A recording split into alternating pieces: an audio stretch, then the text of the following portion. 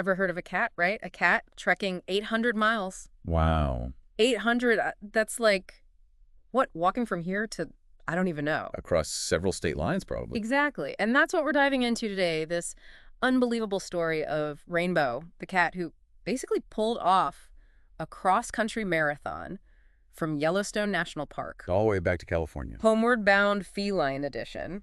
And we've got not one, not two, but 3 news articles about this. Yeah, each one kind of tackles it from a different angle, which I find fascinating. You've got the emotional roller coaster of the family. Oh, I bet. Losing a pet is rough, but in Yellowstone, that's a whole other level. Right. Then there's the whole survival aspect. Like, how does a domesticated cat even make it in the wild, let alone travel that distance? Beats me. And then, of course, the microchip angle. You know that's going to be a happy ending when you hear microchip. Oh, yeah, definitely a key player in this whole thing. But let's back up a bit. Imagine you're the Anguiano family, you're on vacation in Yellowstone. Beautiful scenery, fresh air. Exactly. And bam, your cat, Rainbow, just vanishes. Coof. Gone. Into thin air, basically. Except it's not thin air. It's thousands of square miles of wilderness. Mountains, forests, rivers. I got lost in Yellowstone once, and let me tell you, it's scary even for a human. Can't imagine what was going through their minds. Oh, the articles really lay out that panic. They spent days searching. Treats, toys, even recordings of Rainbow's sister, Star Jasmine. Oh, hoping he'd recognize the meow. Exactly. Anything to lure him out. I read that the dad even used bear spray on himself while he was looking for Rainbow. Really? Yeah, just in case, to keep the real predators away. Wow. That's dedication right there. Talk about going above and beyond for your pet. And it really underscores the point you were making earlier about that bond, that family connection. Exactly. It's easy to say it's just a pet, but that's clearly not the case here. This is a family member. Absolutely. And tragically, they had to leave Yellowstone without him.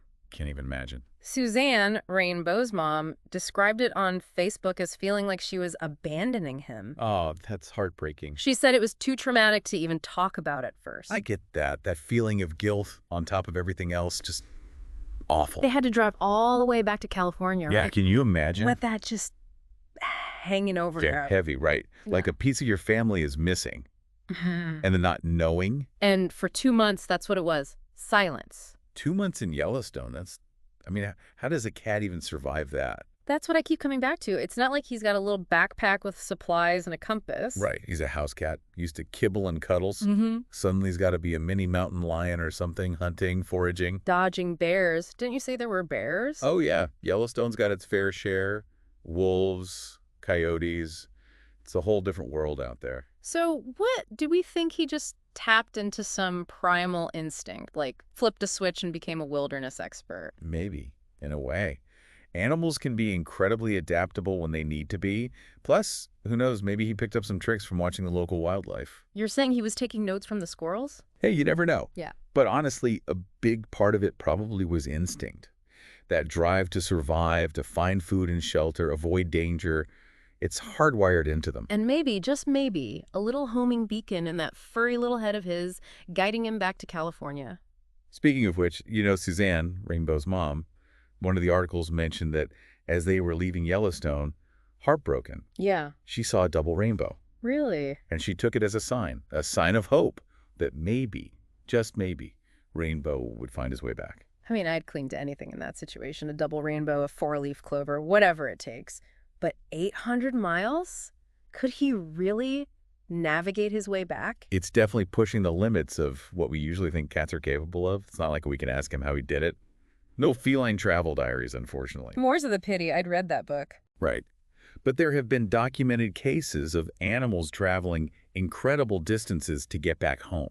It's like they have this internal compass, this pull towards familiar territory. Okay, so let's say, for argument's sake, he does make this epic journey. He finds his way back to California. He's not just going to show up on their doorstep 2 months later like, hey guys, what's for dinner? No, not quite. And this is where our little microchip hero comes into play. Remember how we talked about the importance of microchipping? Oh yeah, foreshadowing at its finest. Exactly. It's all connected. So Rainbow, a little worse for wear after his cross-country adventure, he turns up in a shelter. In California. In Roseville, California. And here's the thing. The shelter staff, they do what they're supposed to do. Give him some food, water, maybe a little catnip for his troubles. Well, yeah, probably.